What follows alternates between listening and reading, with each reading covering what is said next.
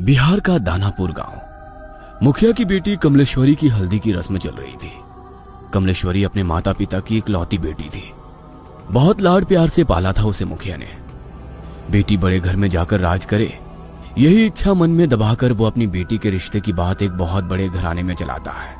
कमला की सुंदरता पर मोहित होकर किसी जमाने में जमींदार रहे अखिलेश बाबू अपने बेटे कुलदीप के लिए कमला को पसंद कर लेते हैं। फुलवा, ये ले, ये हल्दी उपटन और पानी बेटिया के ससुराल से आया है। जल्दी से इसे हल्दी में मिला, फिर रस्म शुरू करते हैं। काकी की बात सुनकर कमलेश्वरी की माँ फुलवा जाकर बिटिया के ससुराल से आई शगुन की हल्दी घोल कर ले आती है। चारों ओर चहल पहल थी।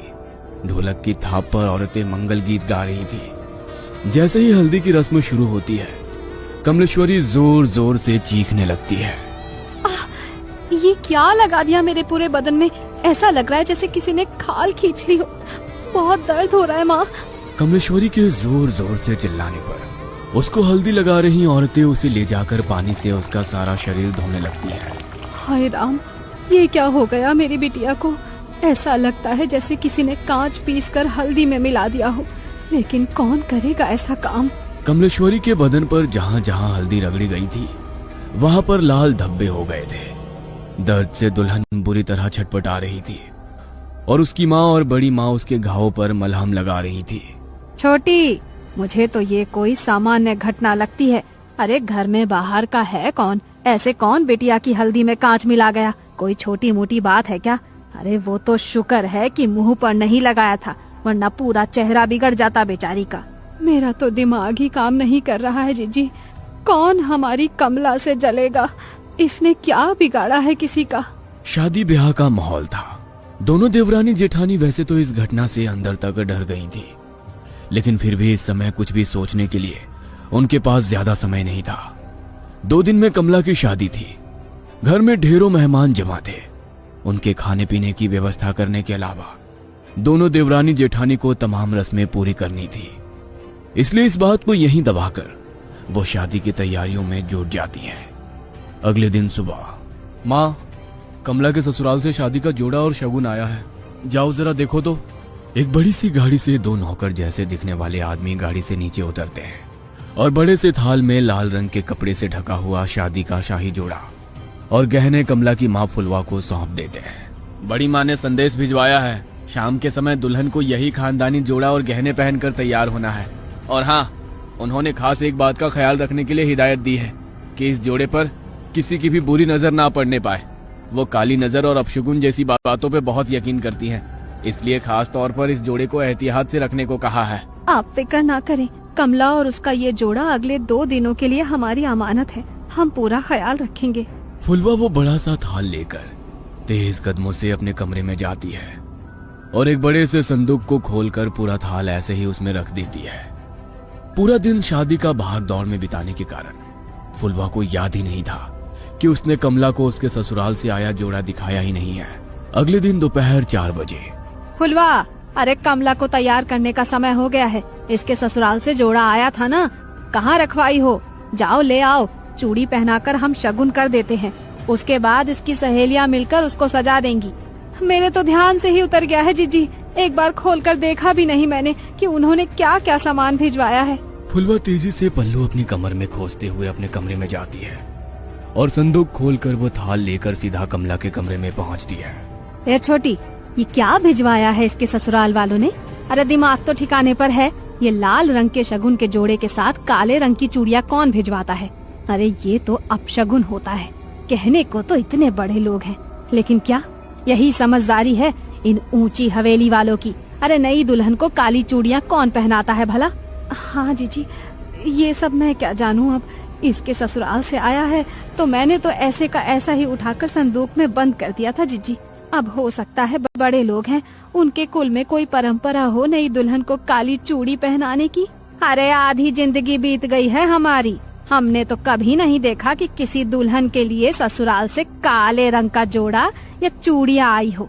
अरे शादी सिर्फ उनकी बहू की नहीं हो रही, अरे हमारी बिटिया की भी हो रही है। मैं तो कहती हूँ कि काली चूड़ी को हटा दे और लाल चूड़ी पहना इसे सुहाग जोड़े के साथ।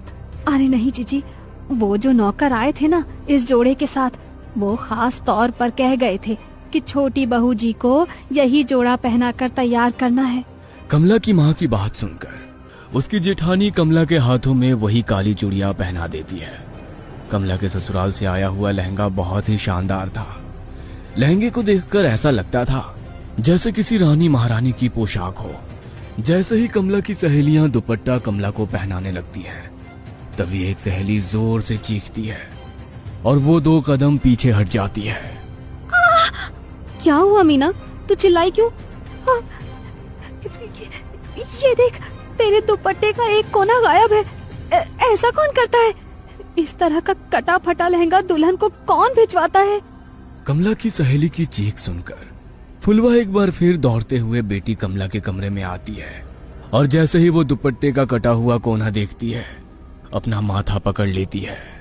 हाय राम, ये क्या अपशगुन हुए जा रहे हैं?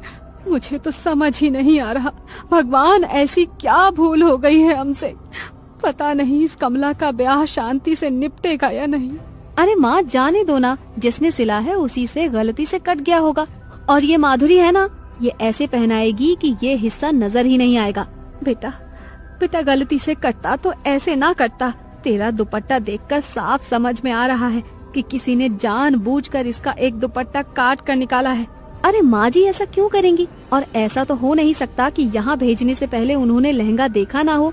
जरूर दर्जी से गलती से कट गया होगा। फुलवा अपने पति के पास जाकर, ए जी सुनिए ना, कुछ तो अपशगुन हो रहा है, कुछ तो है जो ठीक नहीं है। हम ये शादी करके ठीक तो कर रहे हैं ना? बार बार ऐसे संकेत मिल रहे हैं कि कुछ अनहोनी होने वाली है। अरे तुम औरतें बस शगुन अपशगुन ही करती रहो हर समय। इतने बड़े घर का रिश्ता ढूंढ कर लाया तेरी बेटी के लिए। नौकर चाकर राजमहल सब है उनका। और क्या चाहिए तुझे? सारा जीवन दिया लेकर ढूंढोगी तब भी ऐसा लड़का नहीं पाओगी अपनी बेटी के लिए। हाँ। पति की गुस्से से भरी आवाज सुनकर फुलवा चुपचाप जाकर मंडप सजाने लगती है। जयमाल के लिए पूरी तैयारियां हो चुकी थी। कुलदीप आकर अपने स्थान पर बैठ गया था। दूसरी ओर से कमला को उसकी सहेलियां पकड़कर मंडप की ओर ले जा रही थी। कुछ पल पहले शर्म से लाल होता उसका चेहरा धीरे धीरे बदलने लगा था।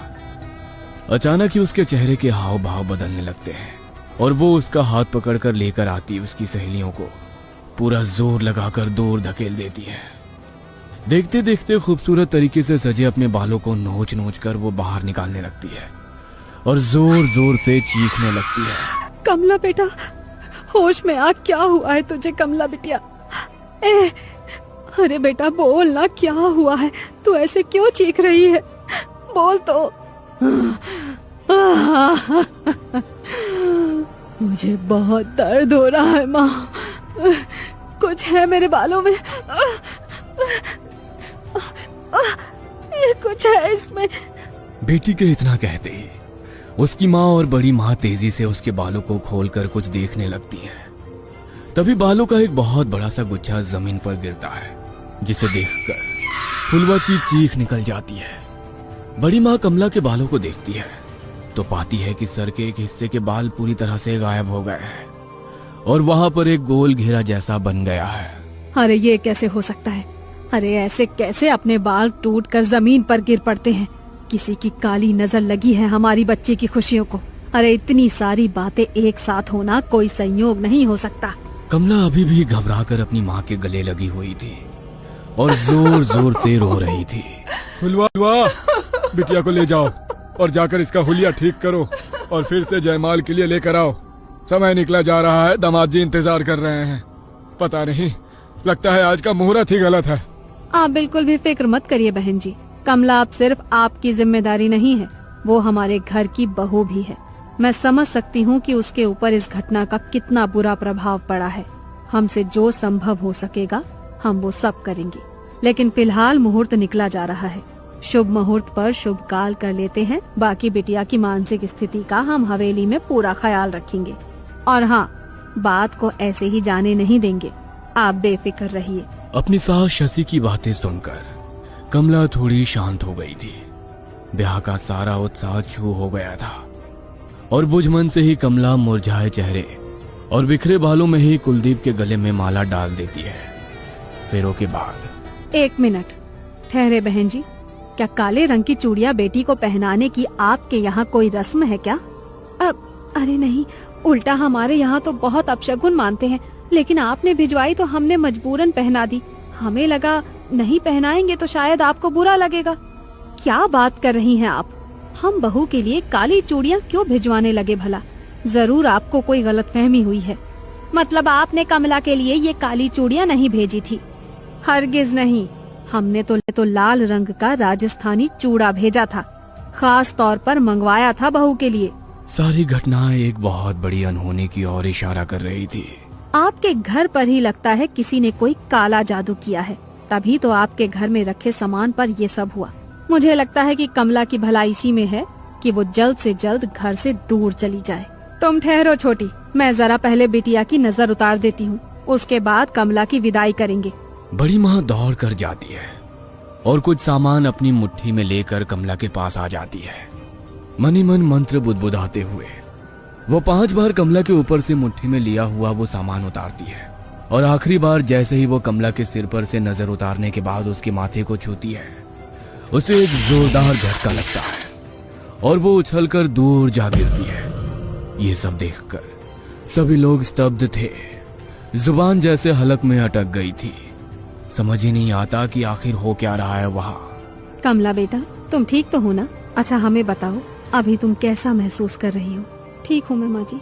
चिंता मत करो, उनका पैर फिसल गया होगा इसीलिए गिर पड़ी। अपने मन में कोई वहम मत लाओ। शशि अपनी समधन फुलवा के पास आकर कहती है, अभी तो हम बहू को लेकर अपने घर जा रहे हैं। हमारे दरवाजे पर भी तमाम रिश्तेदार जमा हैं।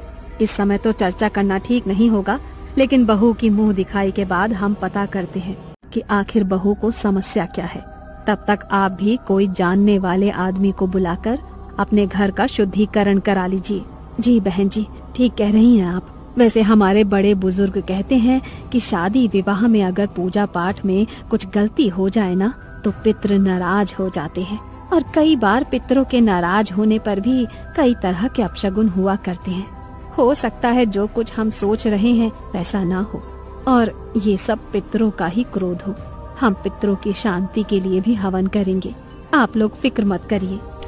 दोनों समधन गले मिलकर एक दूसरे से विदा लेती हैं और बारात कमला को लेकर विदा हो जाती है। ससुराल आने के बाद बहू की गृह प्रवेश से लेकर मुंह दिखाई तक की सारी रस्में बहुत ही शांति से संपन्न हो जाती है, जिससे शशि और कुलदीप के मन को बड़ी तसल्ली मिली थी।